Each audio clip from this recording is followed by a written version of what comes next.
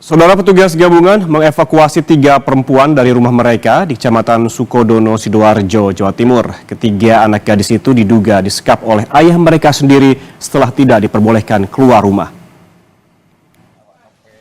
Petugas gabungan dari Dinas Pemberdayaan Perempuan dan Perlindungan Anak, TNI Polri, dan perangkat desa mendatangi sebuah rumah di Kecamatan Sukodono, Kabupaten Sidoarjo, Jawa Timur. Kedatangan itu untuk merespons laporan warga tentang 3 perempuan yang diduga disekap ayah mereka sendiri setelah tidak diperbolehkan keluar rumah dari hari Senin hingga Rabu kemarin. Pada saat bernegosiasi, sang ayah membantah tuduhan penyekapan. Ia juga mengklaim apa yang dilakukan bukanlah tindak kekerasan. Ketiga anak gadis itu akhirnya bisa dievakuasi. Dengan menggunakan mobil patroli polisi, ketiganya dibawa ke rumah aman.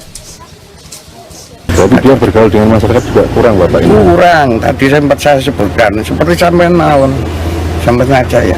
Keluar rumah jam berapa? Paling jam 12, jam minimum jam 11 itu baru keluar. Siangnya nggak pernah, sore nggak pernah. Selama berada di rumah aman, ketiga perempuan akan dimintai keterangan perihal apa yang mereka alami. Cek Robi, Kompas TV, Sidoarjo, Jawa Timur.